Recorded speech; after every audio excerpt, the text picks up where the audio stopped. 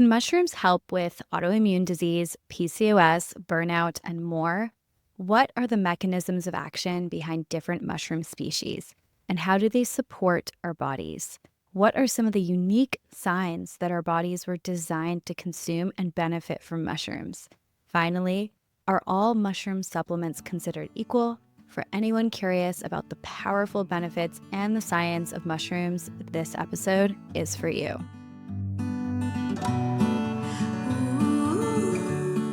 Hello, everyone, and welcome back to The Other Way. Today, I am joined with mother, naturopathic doctor, co-founder, and chief scientific officer of Lucidum, Dr. Anna.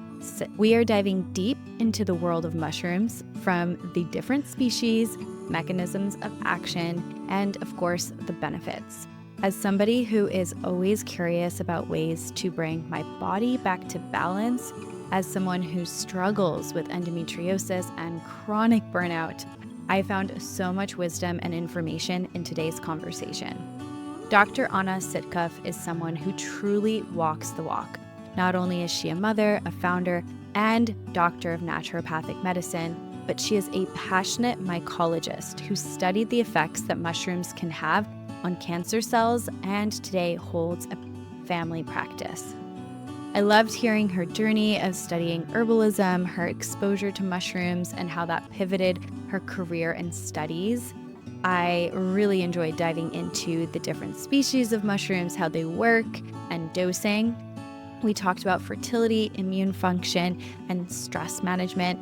We also dove into mushroom quality and why it is imperative that we know what to look for when it comes to our mushroom supplements. This is a nourishing, earthy, wise conversation, and without further ado, let's dive on in. Dr. Anna, welcome to The Other Way. I'm so happy to have you here. Thank you. Thanks for having me. Oh my gosh. It's looking really beautiful if anyone's watching the video. I love your background. I can see the lush greenery, some sort of like a fairy house it looks like behind you. It's so lovely. It's definitely setting the stage for what I think we're going to be talking about. Yeah, perfect. And it looks like the sun's coming out a little bit, so I'm probably glowing. But Yes, like the mushroom fairy that you are. Mushroom, both fairy-like and scientific. So we'll make sure to kind I of appreciate intersect. that. Yeah, we'll intersect the two. But before we dive too far down the rabbit hole, I would love for you to share what are three words that you would use to describe yourself? At this time in my life, I would say curious and discerning and mama. Mm. Congratulations. I was actually going to ask you that, but you're a mother. That's so amazing. A mother and a founder. Wow. Yes.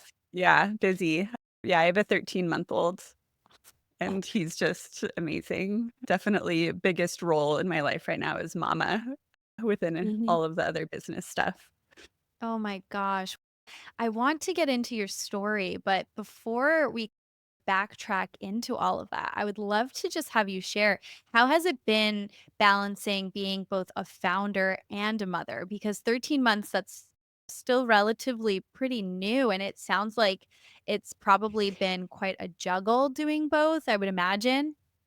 Yeah, so I have a private practice and I'm a founder of a supplement company and mama. It's been mixed. It's been hard. I also am so fortunate that I have so much family support. We live Mhm. right next to my mother-in-law and her wife, and then we live like a mile away from his grandpa and cousins, and there's just like a lot of family support. And so childcare has been really quite easy for us, and I know that he's being cared for by family and people who just adore him, and so I took a good chunk of time postpartum to recover and just enjoy him and being a mom, and then I went back to work after about 3.5, 4 months, and Mhm. yeah, I think that because I am so supported, it hasn't been that challenging. You're living the dream, Dr. Anna. I have to say, truly the dream. Yeah. Yeah. Yeah, I know. I feel very fortunate. My husband and I, we're on that whole fertility path, and I reflect on this a lot. My parents are they're on the East Coast. Zach's family, his parents are sailing the world. Like, I actually don't exactly know where they are right now, but they're based in the Seattle area.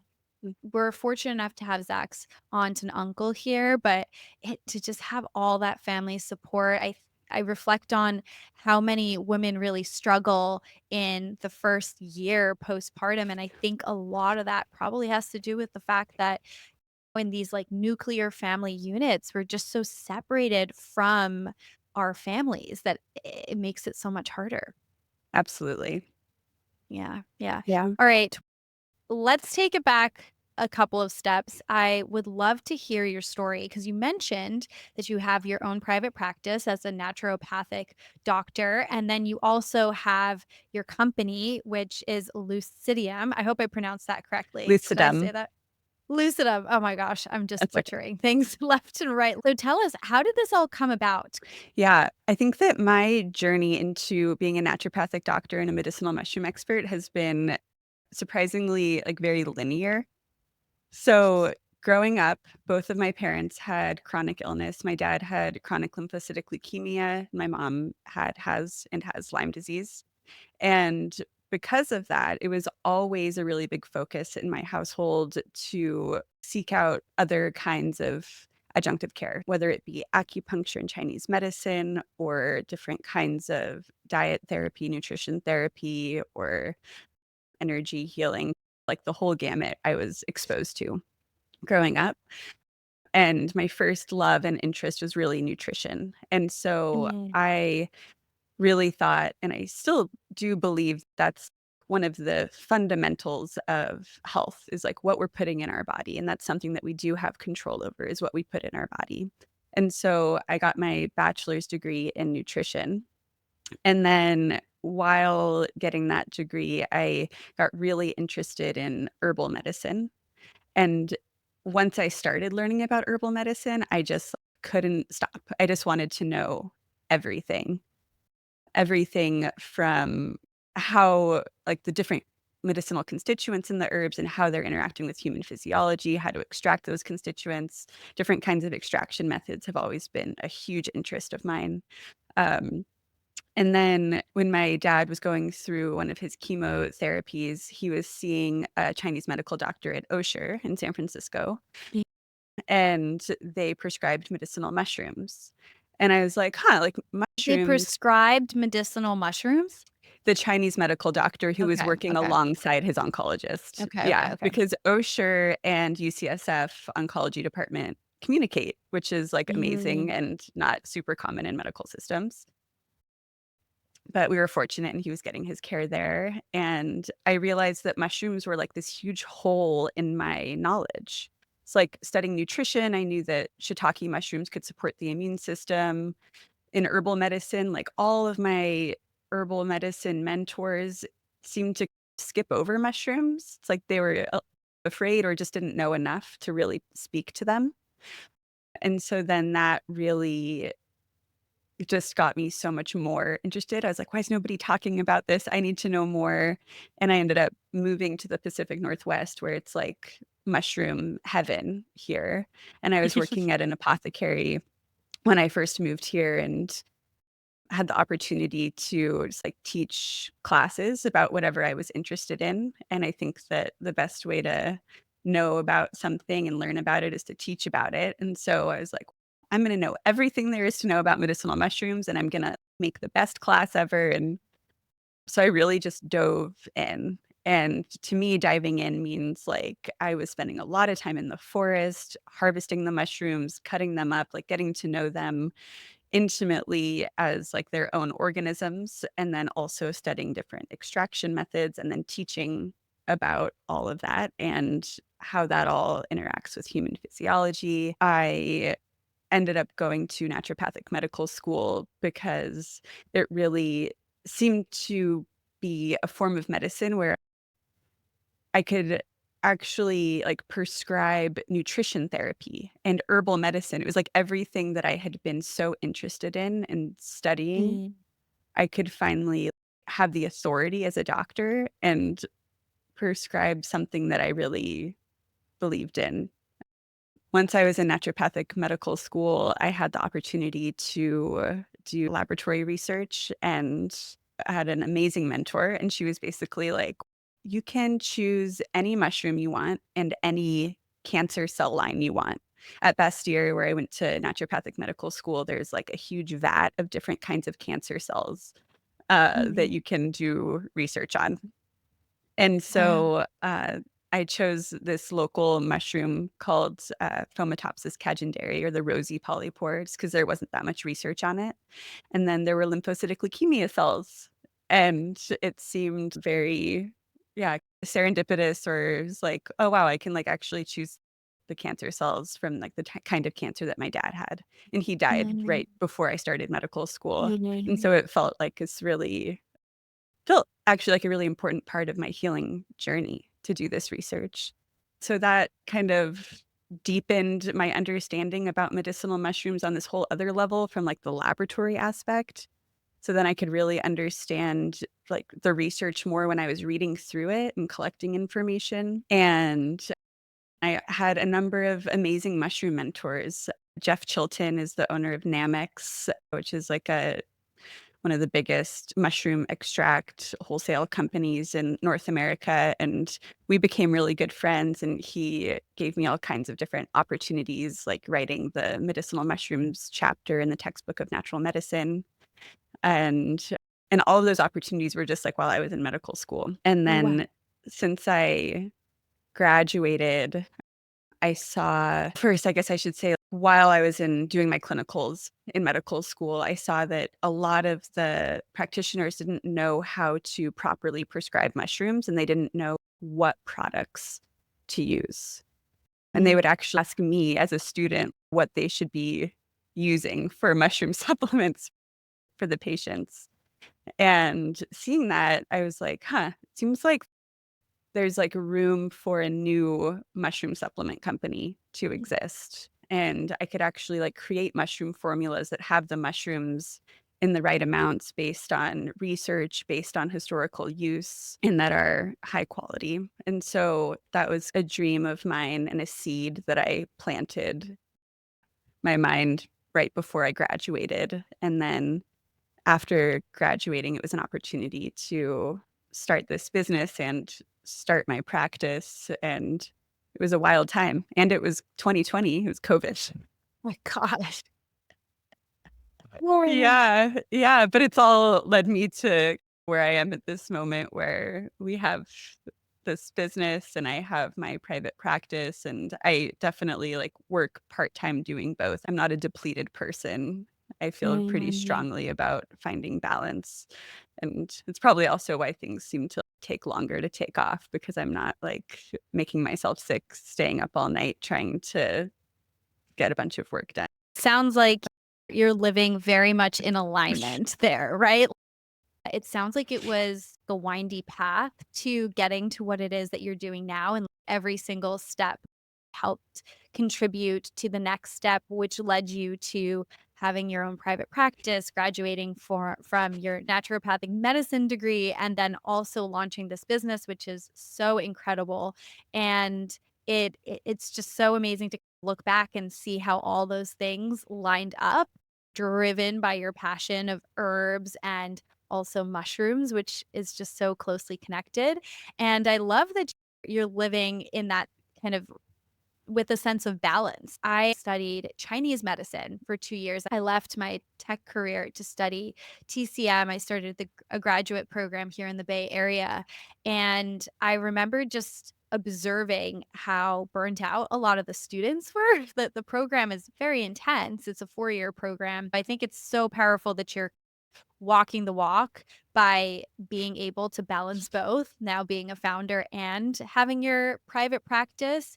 Did you consider Chinese medicine? I'm curious why naturopathic medicine, because TCM does a lot with mushrooms as well and herbs. Definitely. I did consider Chinese medicine. And at first, when I started school, I was planning on doing both. So there's Oh my an God. option to do a dual track and get your doctorate in Chinese medicine and your doctorate in naturopathic medicine.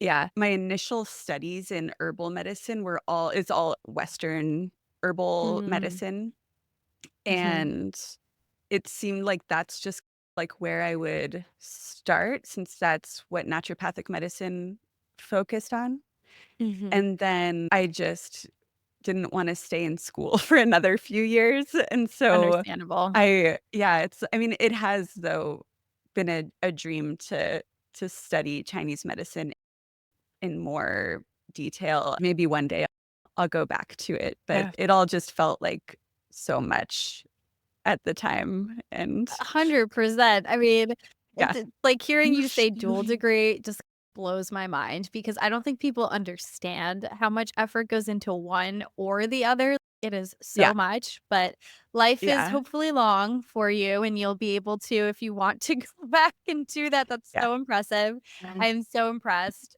truly. And so I want to talk a bit about your research because one of the things that I found so fascinating in reading through your bio and prepping for this interview is the research that you did with medicinal mushrooms. Can you talk a bit about that? Like, what were some of the findings?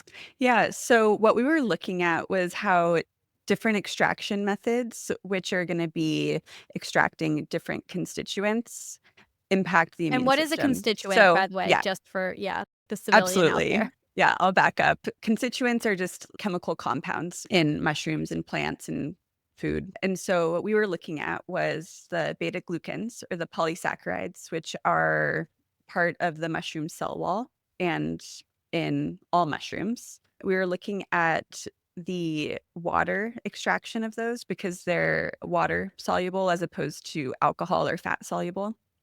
And so we did a hot water extraction of the mushroom, of the rosy polypore, and it needs to be, like, boiled for a number of hours to really melt the mushroom cell wall, in addition to the polysaccharides or the beta-glucans. Those are the same thing. It's made up of chitin, which is, like, one of the hardest substances on Earth. It's what, like, crustacean shells are made out of, and so you have to melt it down to be able to actually use and utilize the polysaccharides. So this is like a PSA to not eat raw mushrooms. You're not gonna be able to benefit from the polysaccharide. So the water extract or the aqueous extract of the mushrooms, which has those polysaccharides in it, we hypothesized that was gonna be more, like, stimulating to the immune system. So it would Mhm. stimulate the immune cells that we were working with, and this was all, like, laboratory test tube. This wasn't, like, in animals or humans, just to be clear, but still important and interesting. What we hypothesized was that it was going to stimulate immune cells to release different cytokines, which are just like cell messengers. So cyto is like cell and kine kinetic, like movement. So they're like little chemicals that like tell cells what to do Mm. and how to move. And so the cytokine that we were looking at was it's called IL-12, which is important for stimulating natural killer cells and cytotoxic T cells. Those two cells are like our most important cells for antiviral effects and anti-tumor effects. So we were specifically Mm. looking at the anti-tumor antiviral mechanism of this mushroom, or at least like the water extract of that mushroom. And then the other thing we were looking at was how the alcohol extract impacted different cancer cells. While the water is going to be extracting those polysaccharides that stimulate the immune system, the alcohol is going to be extracting other constituents like terpenes, which are alcohol and fat soluble and not so much water soluble. And those terpenes have more of a direct cytotoxic effect on cancer cells. So those are actually killing the cancer cells And that rather was a than hypothesis or it that was was part of the both. It hypothesis? was Okay. the hypothesis and it was proven. Wow. Yeah, yeah. Students are still continuing that research, and we did lymphocytic leukemia cells, and I believe since then, other students have used my same extractions on breast cancer cell lines and some other Wow. cancer cell lines as well. Yeah. That's so wild. My mom has cancer actually, and so I deeply relate to your story with your dad, and it's just so interesting to hear you talk about these findings and also the fact that during his treatment, he was prescribed mushrooms because my mom, she's being treated at Sloan and we love Sloan. We love her oncologist, but unfortunately, she's not able to take like any herbal supplements or mushrooms at all because it can conflict with the effect of her chemotherapy. Mm. But to hear about this research just makes me so excited because there could be, I think, maybe like more mainstream potential for treatment in the future. These results continue and like it kind of broadens and gets tested on animals and or humans. That is so, so unbelievably exciting. Is this kind of the thing that propelled you to dive into wanting to build your business? That research basically just to me, it felt like it confirmed things that I already knew, but it was an opportunity for me to experience what it was like to be in the laboratory and understanding kind of the mushrooms on a more cellular level rather than just like reading about mechanism of action in a textbook. And it was really mostly what propelled me to want to start the business was seeing people, specifically clinicians at the clinic that I was at as a student, prescribing mushroom supplements that weren't actually mushroom supplements. This is like a whole other conversation of what is quality mushroom supplements? What do they look like? And what a lot of people were prescribing was what's actually like myceliated grain. So let's just talk about the fungal organism and what we see on the surface growing out of the tree, growing up from the ground. That's the mushroom. That's the fruiting Mhm. body. That's where the spores are going to be released so that the fungus can make more of itself. Underground or within a tree trunk, what we don't see is the mycelium. There's a lot of companies that grow that mycelium on grain. It's usually like oats or rice or sorghum. Then once that mycelium is has taken over that grain, looks like tempeh. It's basically the Mhm. same thing as tempeh.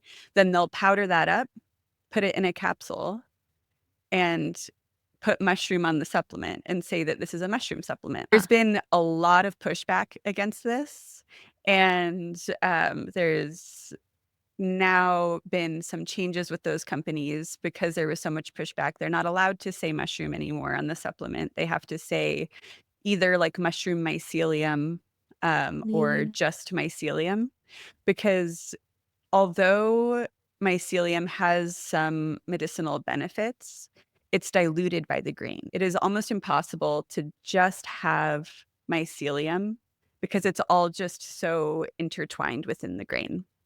And so Mm. then you're taking a capsule that says 500 milligrams of reishi, but it's actually going to be maybe 250 milligrams of mycelium if you're lucky. And then the rest of that's going to be like grain powder. So a lot of the supplements that we're taking, unless they're actually labeled fruiting body, contains more so like the mycelium grain mix than it does the actual like mushroom with all of the mushroom benefits. Like what should we be looking for? What you should be looking for is one, if it says mushroom on the front of the supplement, you want to turn that over and always look at the nutrition facts, always look at the ingredients. The cover of the supplement label can be very misleading. And so in the supplement facts, you want it to say mushroom or fruiting body. Both of those are fine. And then you also are looking for an extract. So if it's just the mushroom powder, then it's going to still have a lot of that chitin that I mentioned earlier, that really hard substance that needs to be heated and melted in order for us to benefit from the polysaccharides. If it's just as the powder and not extract, then we're not going to be able to absorb it unless you heat it up. But just taking it without heating it, we're not going to benefit from it. And so you want powdered fruiting body or powdered mushroom extract. Or if you're using a liquid, then you want to make sure that it's been extracted in both hot water and in alcohol. As somebody who I'm very much into consuming herbs, really into mushrooms, I didn't know any of this. It's not exactly public knowledge, to be fair. And the other thing to look for too is that where it says other ingredients, it will sometimes, if it says brown rice or any kind of grain, then you don't want it. That just is like a kind of a red flag that it's not going to be a pure mushroom product. Okay. That's what people were prescribing Yeah. at the clinic. And I was like, this just isn't right. I know from all of the research that I've done that there's certain constituents that are very important, like the polysaccharides and the triterpenes specifically, that increase as the fungal organism fruits into a fruiting body. Fruiting bodies just have more of those active constituents. And then they're also not going to be diluted by the substrate or the grain, the mycelium. That's really what propelled me to be like, all right, I'm just going to make my own company. And luckily, I had my now husband who felt excited about doing that with me. And our really good friend is also our other business partner. So it's a family business. And yeah, I think that I just wanted to really be able to prescribe mushrooms to my own patients that were actually going to work for them. I love this origin story. It can be so easy, especially in the supplement world, to not really get what it is that you think you're getting because supplements don't exactly have the same regulations that pharmaceuticals have to go under. And so there are a lot of fillers or poor extraction methods that can go into play. I want to backtrack for a second. Now that we know the fundamentals of what we should look for in terms of a good supplement, I would love to talk about some of the benefits because are they all stimulating of the immune system? Do they have shared qualities that they have versus is every kind of mushroom species very different in its benefits? Yeah. Yeah. I really like to think of mushrooms like with this like triple Venn diagram. We have edible mushrooms, medicinal mushrooms, and toxic mushrooms. And then there's a lot of overlap there. And I'd say the medicinal mushrooms are technically edible, but many of them are like too woody to eat. So we're just going to put them in their own category. So edible mushrooms that are also medicinal are going to be like maitake and lion's mane and oyster mushroom and shiitake are like the main ones that we would be thinking of that you're going to be able to get at the grocery store. And then the medicinal mushrooms that are too woody to eat are going to be like turkey tail, chaga, reishi mushroom. Cordyceps would be in that category. Then toxic mushrooms that are also medicinal in the right amounts would be like amanita and different psilocybe species. Then we've got toxic mushrooms that will just kill you that are also not medicinal, also not edible. I'd say across the board, all mushrooms, because of the nature of their cell wall, like I mentioned, it every mushroom is going to be made up of this polysaccharide chitin complex in their cell wall. And those polysaccharides are going to support the immune system. So if there's a mushroom, that's what its cell wall is made of. And so if that mushroom is heated into whether it be a broth or a powdered extract, there's going to be an impact on the immune system. We have specific receptors within the immune cells in our gut that are going to bind to those polysaccharides. And that's what's going to stimulate this immune response. And Wow. so that's like a truth among all mushrooms. And then there's certain mushrooms that are going to be a little bit more immune stimulating, certain mushrooms that are going to be a little bit more immune modulating. So modulating, you can think of it can also have like an anti-inflammatory effect and a stimulating effect. I think mushrooms as a whole are largely amphoteric, and so they do what the body needs, and it's not gonna be the same kind of experience, something that's, like, really immune stimulating. Like, even though shiitake is more on the immune stimulating side, it's not gonna be the same as, like, taking echinacea. It will still Mhm. have a modulating effect. Like, I wouldn't recommend that somebody with an autoimmune disease takes echinacea, but for the most part, if you have an autoimmune disease, mushrooms are safe. I would say shiitake is more on the immune stimulating side, whereas like maitake was going to stimulate the release of those cytokine chemical messengers that have a more anti-inflammatory effect in addition to a stimulating effect.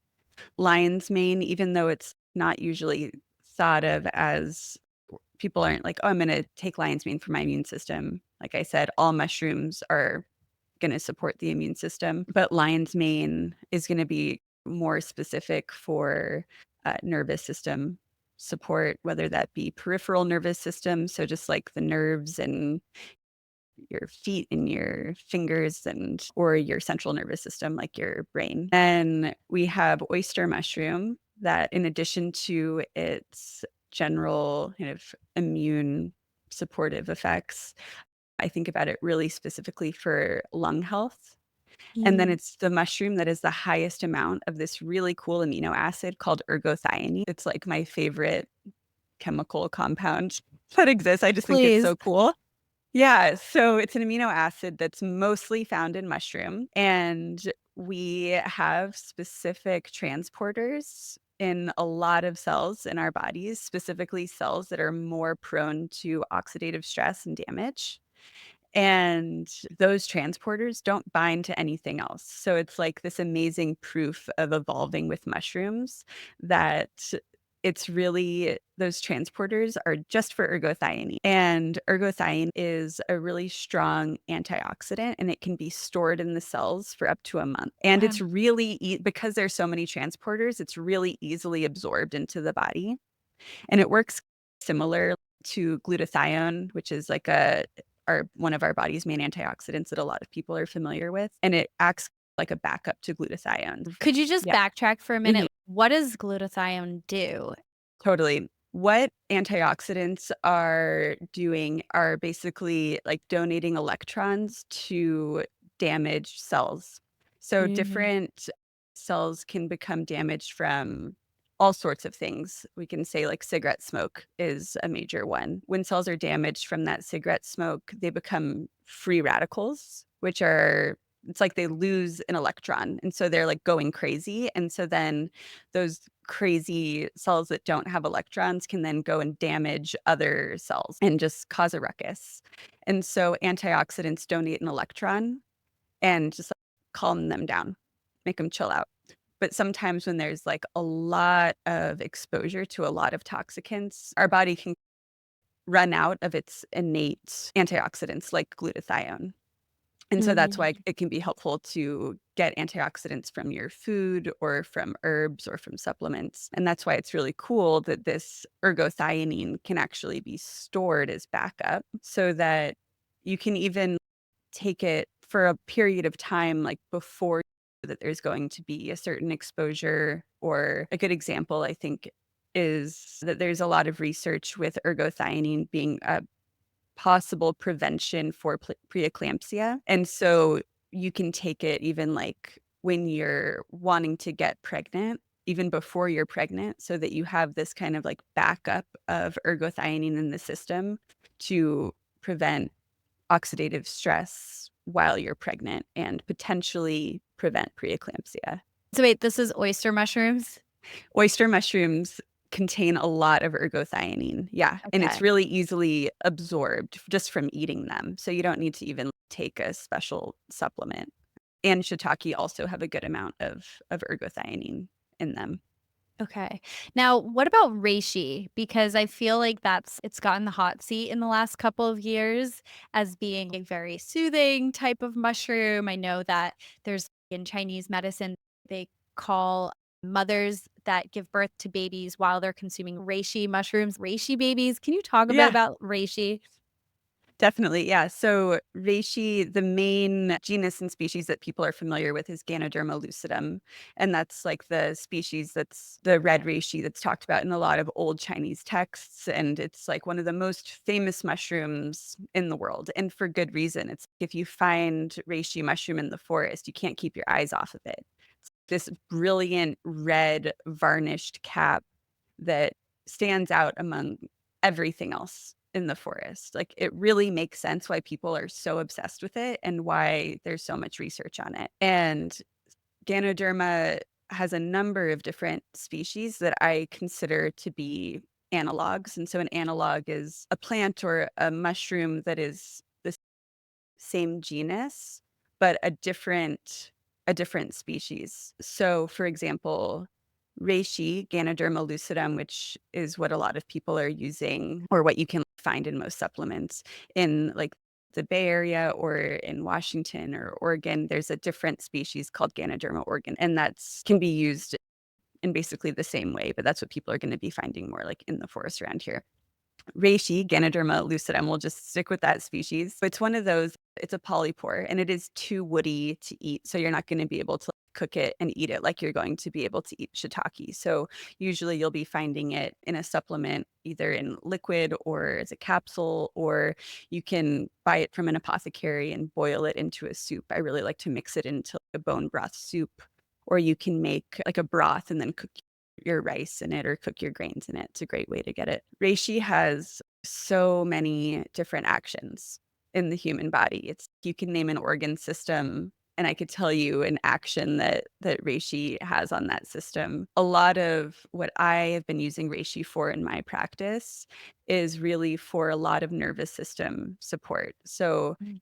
I know that in Chinese medicine, when reishi is like a shen nourisher, and so it really helps to like nourish the heart and the spirit.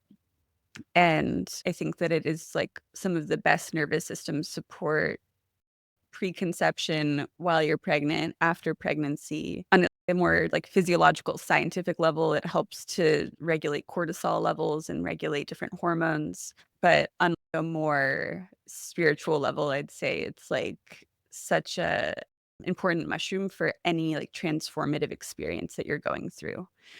It can also be really helpful support for the heart if you're experiencing a lot of grief with any kind of death or other kind of transformative experience associated grief. I have so many questions just spiraling. I feel like what we need is almost like a deep dive into every single mushroom, but I want to kind of segue for a minute here because we talked about a lot of the benefits, and I love that you got into the mechanism of action behind some of these mushrooms.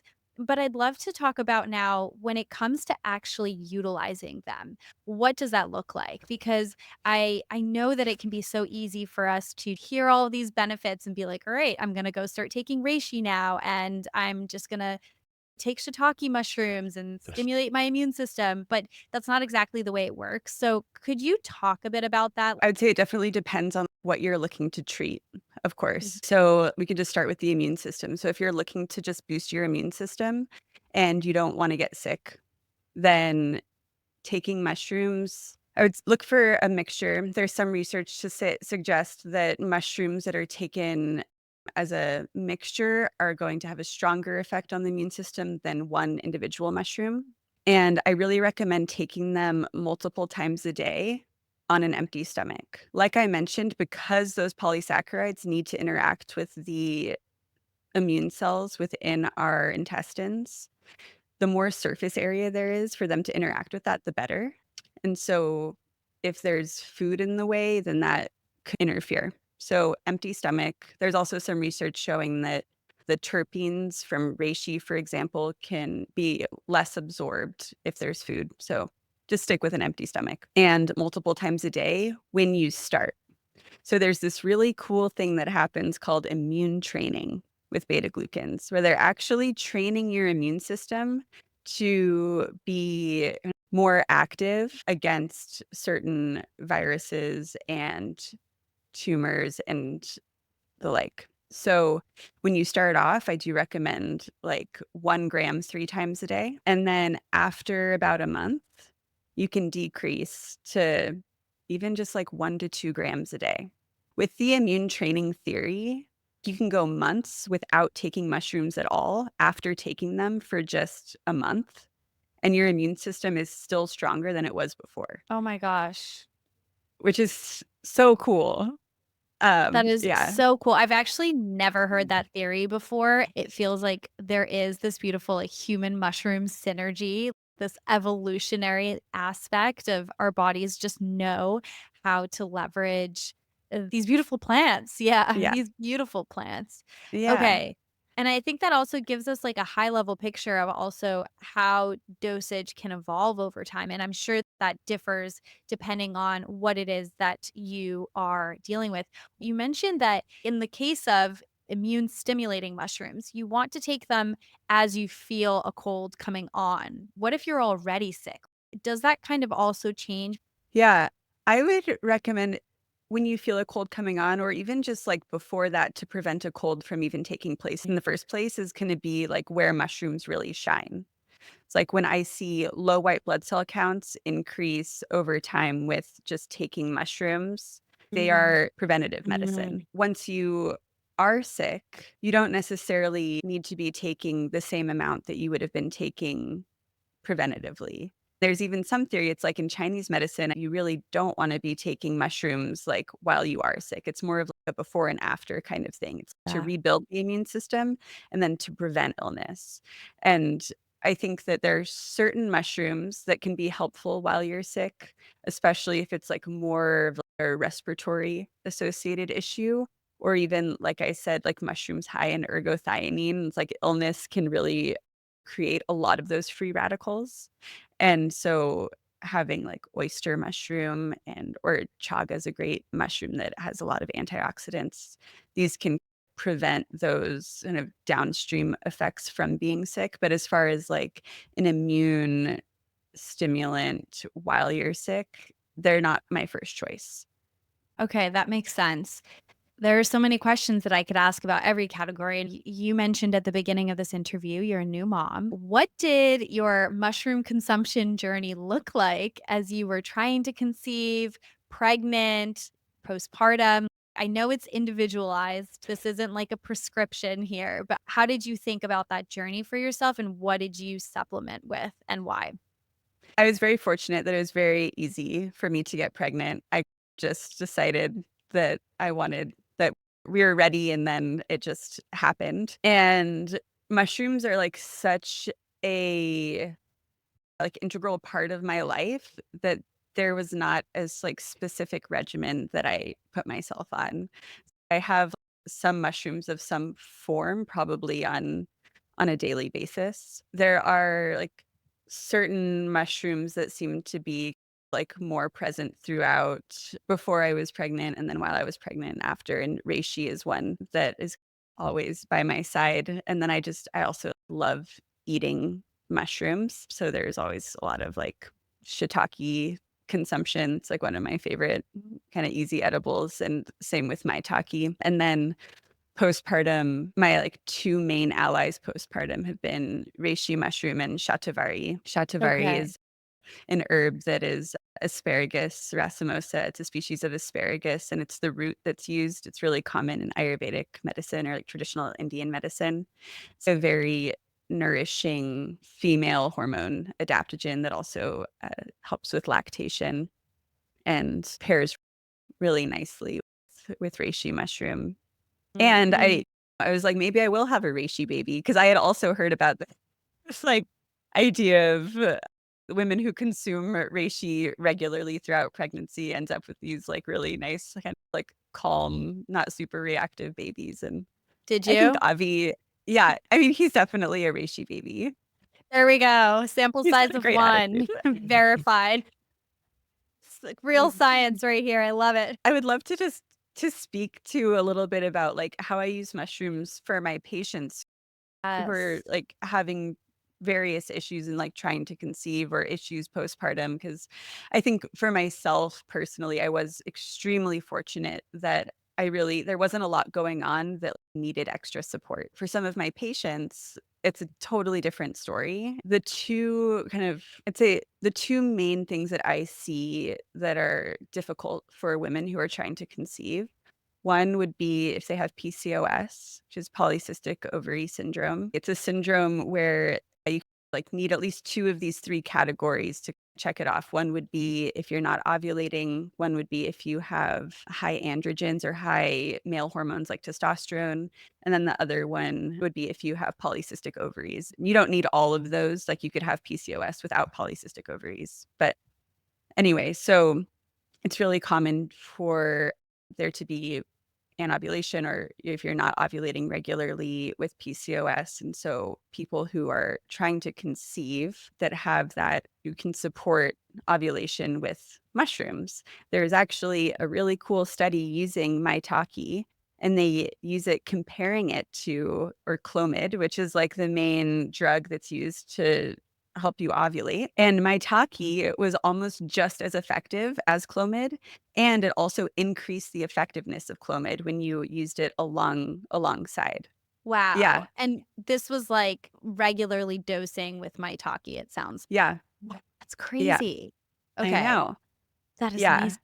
Yeah, and then the other kind of aspect of PCOS is this, like, high testosterone usually, which can be driven by insulin resistance, or it can be, like, just, like, genetically predisposed to having, like, higher testosterone, but mushrooms and maitake can also really help with, blood sugar regulation, and so it can and that's one of the proposed mechanisms of how it helped with ovulation was through Mm. blood sugar regulation, but then reishi can also help to decrease androgens. So there's an enzyme that converts testosterone into a more active form of testosterone called dihydrotestosterone, and that enzyme is slightly inhibited by reishi. I think that reishi can also that combo of reishi and maitake can be really helpful for people who have PCOS that are trying to conceive. And that, as far as the conversation about dosing goes, I realized we went off on this other tangent, but I would say it's k dosing with those. I think that with if you're not trying to just focus on the immune system, you don't need to do the 3 times a day dosing, like, just twice a day dosing is totally Mhm. adequate if you're just working on hormones specifically.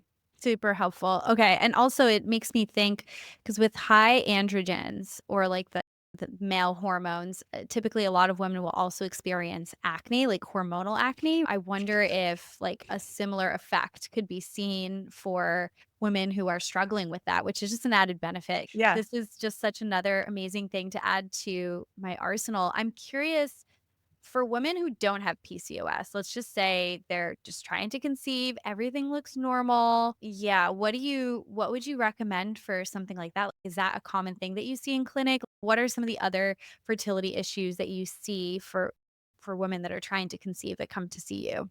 I'd say most often it's stress. It's like the body is not going to want to be pregnant and make new life if there's any kind of intense stressor. And I think that is, I've had quite a few patients that it's once their like stressful event is over and they're feeling more safe and more comfortable in their life and their nervous system is actually just has at least say at least minimum of like 1 moment per day of feeling relaxed and safe, whether that be through like yoga nidra or meditation or some other relaxation techniques that they like. It could even be just like walking in the forest. That can just make such a huge difference. Mushrooms come in there too. It's if you're really stressed and you have this like chronically high cortisol, then that can also impact your sex hormones and ovulation, make it really difficult to conceive. And like reishi, I think is another it's a great example of reishi nourishing the spirit, but also it can lower cortisol levels and regulate cortisol levels. Another thing that I've been seeing a lot more of is symptoms of excess estrogen or when there's not enough progesterone to balance that excess estrogen. And those excess estrogen symptoms are not always coming from actually having high levels of estrogen. It can be the way that estrogen is being metabolized, which can be impacted through exposure to endocrine disruptors and xenoestrogens. I guess the easiest example of that for your audience would be like microplastics and nonstick cookware and even just like anything with a Beauty fragrance. products. Yeah. Beauty products, this is, like, huge with all of my female patients and with all of my male patients too, actually. I need to really start doing this more with my male patients because it's really important. I have an endocrine disruptor checklist, and we just go through it, and I send them home with it, and I say, "Go through all of your stuff, and if there's anything that you see, like, a lot of these compounds in, if you have anything with fragrances, if you have any nonstick cookware, underwear, or polyester, it's like the things that you're exposed to on a daily basis because we really don't have like, a ton of control over a lot of the environmental and disruptors. They're just everywhere. But the things that we do have control over, like what we're putting in our body, what we're putting on our body, make some moves, get rid of it, can make a huge difference. It's so cumulative too. A lot of, I think, like PFAS are known as forever chemicals. I had two incredible researchers on the podcast. They were talking about the fact that these chemicals are hard to detox out of our bodies. The only way you get rid of them is through breastfeeding or through donating blood or giving blood in some way, which is just so wild. And they're in the air, they're in our water. So I love this checklist to at least reduce our chemical load where we can. So, what would you recommend in cases where people have like high estrogen levels, or they might be experiencing like a lot of high estrogen symptoms? What types of mushrooms do you recommend for them? I don't often like mushrooms aren't my first go-to in that Mhm. situation. It's all of the different pathways of estrogen metabolism and detoxification. I think that it's like mushrooms can help to support the liver, Mm. and mushrooms are also just like really high in fiber. And so high fiber can also help to support estrogen detoxification within the gut. But there's other things that work better. So it's, yeah, they can support the liver. And so they can support estrogen metabolism in the liver. But also, I would rather use something like dim or tell somebody to eat a lot of brassicas or cruciferous vegetables to support that aspect of the pathway. Mushrooms, as far as like the gut microbiome goes, which is essential for estrogen metabolism and detoxification and ridding excess estrogen, mushrooms are really high in polysaccharides. Those polysaccharides are prebiotic. And so they're going to be feeding your good gut bacteria and increasing levels of lactobacillus and bifidobacteria, um, and therefore also increasing levels of postbiotics like butyrate or butyric acid, which is kind of essential for decreasing inflammation within the gut and a number of other things.